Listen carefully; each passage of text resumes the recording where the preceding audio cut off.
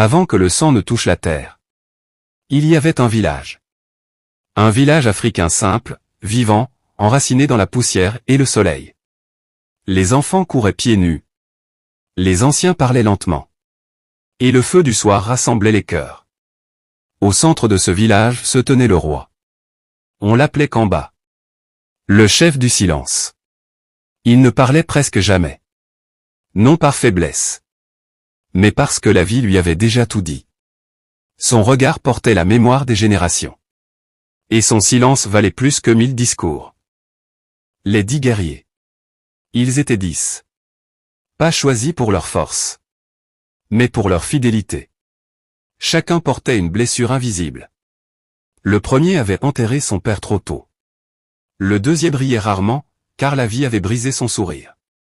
Le troisième avançait lentement, mais jamais en arrière. Le quatrième tremblait à l'intérieur, mais ne fuyait jamais. Le cinquième priait sans mots. Le sixième portait les cicatrices de l'impossible. Le septième doutait chaque nuit. Le huitième combattait sa colère. Le neuvième avait peur, mais avançait quand même. Le dixième restait toujours, même quand tout s'écroulait. Ils n'étaient pas parfaits. Ils étaient humains. Le passé du roi. Autrefois, le roi parlait. Jusqu'au jour où le reniement est venu de l'intérieur. Un proche. Un fils du village. Un cœur qui avait oublié ses racines. Ce jour-là, Kamba n'a pas crié. Il a simplement compris une vérité dure.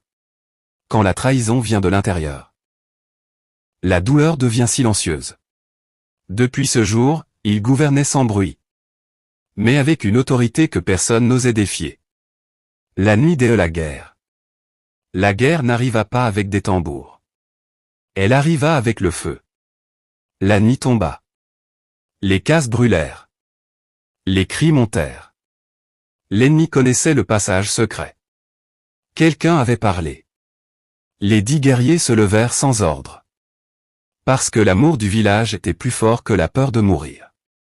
Au centre du chaos. Le roi se leva. La parole du roi. Pour la première fois depuis des années. Le silence fut brisé. La voix du roi était calme. Mais elle traversa la nuit. L'ennemi peut brûler nos maisons. Mais seul le reniement brûle l'âme. Celui qui oublie d'où il vient combat toujours contre lui-même. Ce soir, je ne vous demande pas de vaincre. Je vous demande de vous souvenir. Les 10 guerriers ne crièrent pas. Ils comprirent le combat. Ils combattirent sans haine. Avec dignité. Chaque pas était une promesse. Chaque coup, un serment. Certains tombèrent. D'autres furent blessés. Mais aucun ne recula. Le 9e tremblait, mais avançait. Le 7e doutait, mais restait. Le 10e tenait la ligne quand tout vacillait. Et au lever du soleil, le sol était marqué. Mais le village était encore debout. La victoire amère.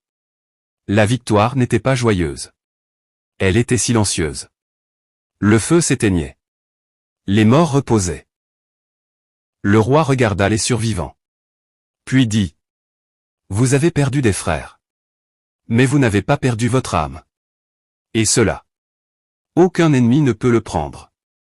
La dernière leçon. Le roi était fatigué. Très fatigué. Allongé, il appela le plus jeune des guerriers. Et lui confia ces mots. Le monde te demandera souvent de renier qui tu es. Pour avancer plus vite. Ne le fais jamais. Marche lentement s'il le faut. Mais marche droit. Puis le silence revint. Définitivement. L'héritage. Depuis ce jour. Le village raconte l'histoire des 10 guerriers. Non pour glorifier la guerre. Mais pour rappeler une vérité simple. La vraie puissance n'est pas de vaincre les autres. Mais de ne pas se renier soi-même.